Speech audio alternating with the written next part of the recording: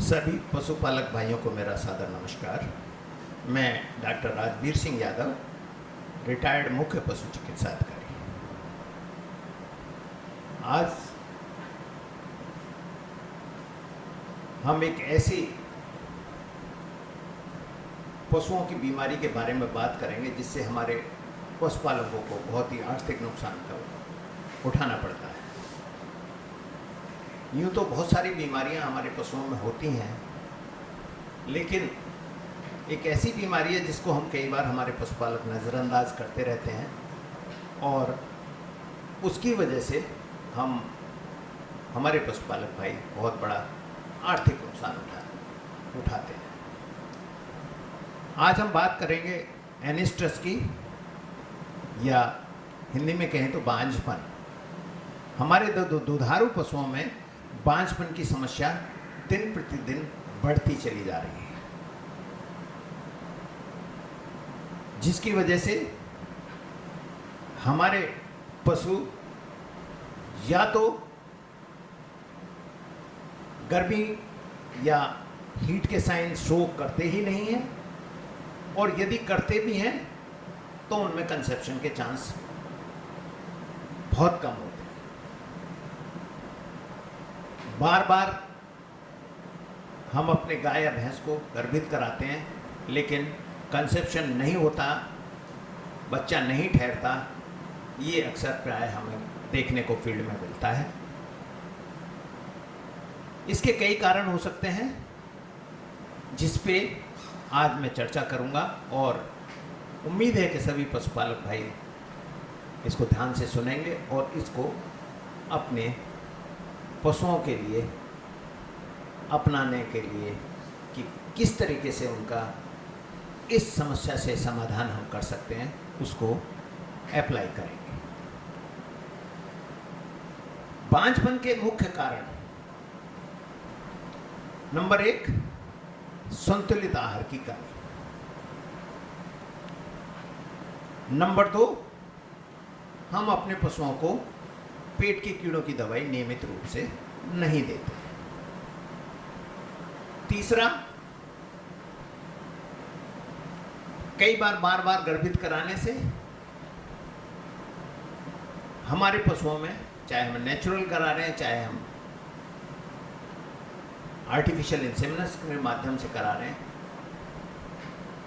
Infection के chances हो जाते हैं, और कई बार वो क्लिनिकल भी होते हैं और सब क्लिनिकल भी होते हैं। मतलब आँखों से दिखाई भी देते हैं और कई बार आँखों से नहीं दिखाई देते, क्योंकि हमें पता ही नहीं लग पाता कि हमारा पशु जो क्लियर डिस्चार्ज कर रहा है उसको अंदर कोई इन्फेक्शन भी है।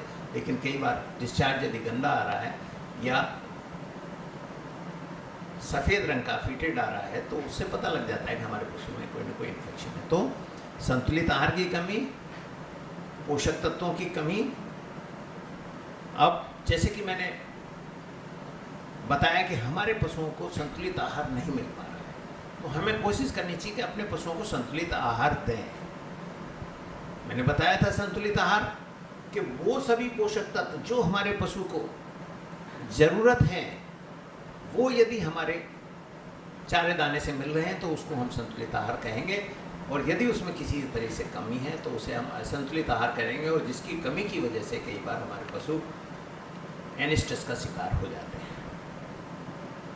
जैसे मैंने बताया कि संतुलित आहार के जो कॉन्स्टिट्यूएंट्स होते हैं, जो उसमें चीज़ें होनी चाहिए, तो उसमें जो सोर्सेज होते हैं मेनली, जैसे कार्बोहाइड्रेट होता है, दूसरा प्रोटीन होती हैं, तीसरा फैट होता है, विटामिन्स और मिनरल्स। यदि हम इनको जितनी मात्रा हमारे पशुपालक को दूध के अकॉर्डिंग ज़रूरत है यदि हम दे रहे हैं तो हमारा पशु स्वाभाविक रूप से गर्मी के साइन शो करता है और वो उसमें कंसेप्शन के चांसेस भी बढ़ते हैं। तो प्राय क्या होता है कि हम लोग का जो संतुलित आहार उस तरह से हम लोग नहीं खिला पाते। बहुत कम लोग ऑर्गेनाइज सेक्टर्स में भी संतुलित आहार का प्रयोग कर रहे हैं, लेकिन एक जनरल जो है लोग अपना खल चोकर चूरी पर ही डिपेंड है, और वो भी उसको जितना वो दूध दे रहा है हमारा पशु उसके अकॉर्डिंग हम नहीं दे पाते। अब जो मेन कारण है बांझपन का वो है मिनरल डेफिशिएंसी, जो हमारे दुधारू पशुओं में बहुत ज़्यादा आजकल पाई जा रही है। आपने देखा होगा कि हमने एग्रीकल्चर सेक्टर में जो फसल हम लोग उगाते हैं उसकी उत्पादन बढ़ाने के लिए हमने केमिकल फर्टिलाइजर्स और पेस्टिसाइड्स का यूज़ करते हुए हमने कृषि क्षेत्र में तो उत्पादन बढ़ाया, उस ज़मीन से हमने अच्छी फसल ली, लेकिन बार बार इनके प्रयोग करने से, फसल अच्छी होने से जो हमारी मिट्टी की गुणवत्ता थी धीरे धीरे वो डिस्टर्ब होती गई और उसमें पोषक तत्वों की कमी होती रही, मेनली मिनरल्स की। जैसे मेजर मिनरल्स है calcium, phosphorus, magnesium, micro minerals हैं copper, cobalt, iron, zinc, selenium etcetera. इस तरह के जो मिनरल्स जो हमारे मिट्टी में पाए जाते थे और जो फसल के माध्यम से हमारे पशुओं को चारे के रूप में खाने को मिलते थे वो नहीं मिल पा रहे, और जिसकी वजह से क्या होता है कि हमारे पशुओं में मिनरल्स और विटामिन की डेफिशिएंसी हो रही है, और उसका मेन कारण जो बन रहा है वो बांझपन बन रहा है। तो इस कमी को पूरा करने के लिए कई बार हम लोग चर्चा आप लोगों से करते रहते हैं कि भाई संतुलित आहार दीजिए, मिनरल मिक्सचर खिलाइए। जैसा कि मैंने बताया कि हमारा इंटास कंपनी का भी मिनरल मिक्सचर आता है मिनफा गोल्ड, उसको हम 50 ग्राम प्रतिदिन के हिसाब से रिकमेंड करते हैं सब दुधारू पशुओं को। तो यदि हम वो भी खिला रहे हैं तो कई बार देखा गया है कि संतुलित आहार और खिलाने से, उससे पहले हमने डिवॉर्मिंग भी उसका कराया, विटामिन और मिनरल्स भी दिए, लेकिन उसके बावजूद भी कई बार हमारा पशु गर्मी में तो आता है लेकिन वो कंसेप्शन नहीं हो पाता। तो होता क्या है कि हम ज़्यादातर लोग हो जाते हैं कि हम लोग मैक्रो मिनरल्स पे ज़्यादा ध्यान देते हैं। जैसे हमारा नॉर्दर्न इंडिया है, इसमें अक्सर लोग कैल्शियम, फास्फोरस का जो लिक्विड्स आते हैं या प्रिपरेशंस आती हैं उनका बहुत यूज़ करते हैं, लेकिन जो माइक्रो मिनरल्स हैं, जो ट्रेस मिनरल्स हैं, उनका प्रयोग नहीं कर पाते, और जिसकी वजह से बांझपन बहुत ज़्यादा हमारे पशुओं में पाया जाता है। इसको दूर करने के लिए मैं सभी पशुपालक भाइयों से आज इस वीडियो के माध्यम से अपील करना चाहूँगा कि अपने पशुओं को संतुलित आहार दीजिए, और साथ साथ फीड सप्लीमेंट्स जैसे मिनरल मिक्सचर कम से कम 50 ग्राम प्रतिदिन के हिसाब से अपने दुधारू पशुओं को अवश्य दीजिए।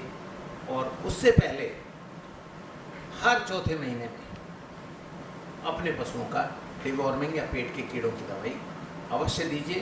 जैसे हमारा इंटास कंपनी की फेंटास एक्सपी करके 4.5 ग्राम की गोली आती है, जिसमें एंडो और एक्टोपैरासाइट्स दोनों के ही जो है इंग्रेडिएंट्स उसमें हैं।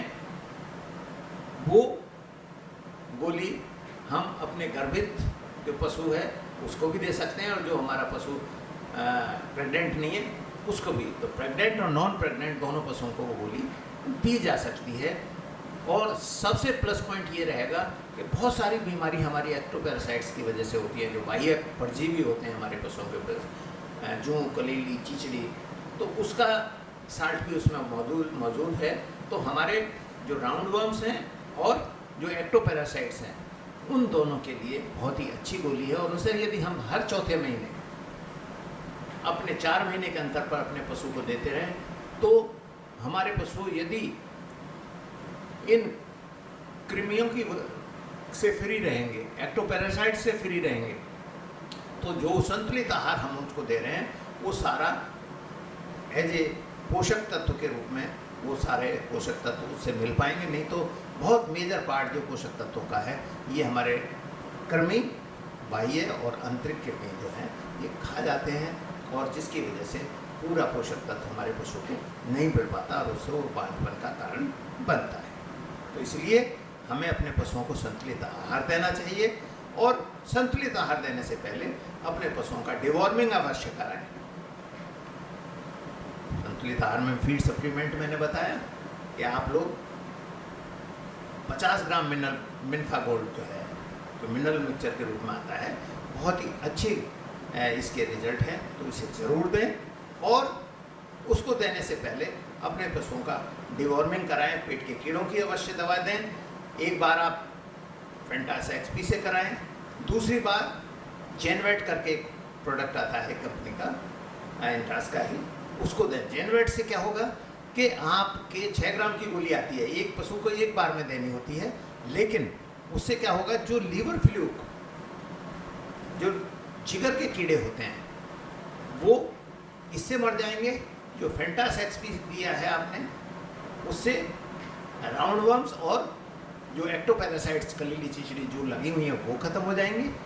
तो दोनों तरह के कृमि जो है हम लोग एक्टो और एंडो पैरासाइट्स की यदि हम रेगुलर हर चौथे महीने के अंतराल पर पशुओं को देते रहें, तो हमारे पशुओं में जो पोषक तत्व हम संतुलित आहार के माध्यम से दे रहे हैं, तो वो पूरे के पूरे हमारे पशु को प्राप्त होंगे, जिसकी वजह से बांझपन की समस्या दूर होने में बहुत ही सहायक होंगे। तो मैं उम्मीद करता हूँ कि आप लोग सब अपने पशुओं को, दुधारू पशुओं को संतुलित आहार देंगे। अभी संतुलित आहार के बारे में थोड़ी सी और बात करूँगा कि संतुलित आहार हमें अपने पशु को, दुधारू पशु को कितना देना चाहिए। अब मोटे तौर पे बात करते हैं, बहुत ज़्यादा वो नहीं गहराई में न जा करके, क्योंकि उसमें कई बार कंफ्यूज हो जाता है पशुपालक। यदि हमें 1 क्विंटल संतुलित आहार बनाना है, 1 क्विंटल मतलब 100 किलो, तो हम कोशिश करें उसमें 33 किलो खल, 33 किलो चोकर, 33 किलो चूरी, जो चने की चूरी है, दालों की चूरी है, तथा उसमें 2 किलो नमक, और कम से कम भी इतना ही 2 किलो उसमें मिलाएं मिनरल मिक्सचर 2%। तो ये सब मिला करके ये एक हमारा संतुलित आहार बन गया। अब इसको हमें देना कितना है? अब जैसे भैंस है, भैंस का दूध कम होता है, मुर्रा भैंस है जैसे 14-15 लीटर दूध देती है। अक्सर बहुत सारी भैंसों का एवरेज जो मिल्क ईल्ड है वो 8 या 10 लीटर पर डे होता है। तो 3 किलो दूध पर 1 किलो दाना भैंसों के लिए, नहीं 2.5 किलो दूध पर 1 किलो दाना भैंसों के लिए, और 1.5 किलो या 2 किलो उसके शारीरिक क्रियाओं के लिए उसको अलग से देना चाहिए। तो यदि कोई पशु हमारा भैंस 12 लीटर दूध देते, 4 किलो दाना उसके लिए हो गया मिल्क प्रोडक्शन के लिए या प्रोडक्शन के लिए, और 1.5 या 2 किलो दाना हो गया उसके लिए शारीरिक की क्रिया करने के लिए, उसके अपने शरीर के लिए। तो उसको 6 किलो दाना यदि हम 3 किलो सुबह 3 किलो शाम दें, और साथ में मिनरल मिक्सचर 50 ग्राम और डिवॉर्मिंग हमने किया हुआ हो, तो ये बांझपन की समस्या हमारे पशुओं में नहीं आएगी। साथ ही साथ वो उसका जो प्रोडक्शन है वो बराबर मेंटेन रहेगा। यदि उसको 12 लीटर दूध देना है तो 12 लीटर दूध देती रहेगी जब तक पीक यील्ड होती है। और कई बार ऐसा देखा होगा कि उसकी क्षमता तो है 12 लीटर की, तो दे कई बार 6 या 7 लीटर रही है। तो उसका कारण यही है कि हम लोग संतुलित आहार नहीं दे पा रहे हैं, और साथ ही साथ हम उनको कीड़ों की दवाई भी नहीं दे रहे हैं, जिससे कि कई बार देखा गया है कि जो पोषक तत्व हैं उनका बहुत बड़ा हिस्सा हमारे कृमि लोग खा जाते हैं। तो हम शुरू से ही अपने पशुओं को, चाहे वो गाय हो या भैंस हो, उसको संतुलित आहार दें। ऐसी गाय के मामले में जो हमारी क्रॉस ब्रीड है उनका प्रोडक्शन ज़्यादा होता है, तो उनका 3 किलो दूध पर 1 किलो दाना देना है, और 50 ग्राम मिनरल मिक्सचर और डिवॉर्मिंग रेगुलर हर चौथे महीने में करना है। एक बार जो है राउंड वर्म्स के लिए, एक्टोपैरासाइट्स के लिए फेंटास एक्सपी 4.5 ग्राम की गोली, और दूसरी बार यदि 4 महीने बाद देते हैं तो जेनवेट 6 ग्राम की गोली हम उसको देते रहें, तो हमारा पशु स्वस्थ रहेगा, रोग प्रतिरोधक क्षमता बराबर बनी रहेगी, पोषक तत्व बराबर उसको संतुलित आहार के संतुलित रूप से मिलते रहेंगे, तो बांझपन की समस्याएं नहीं है।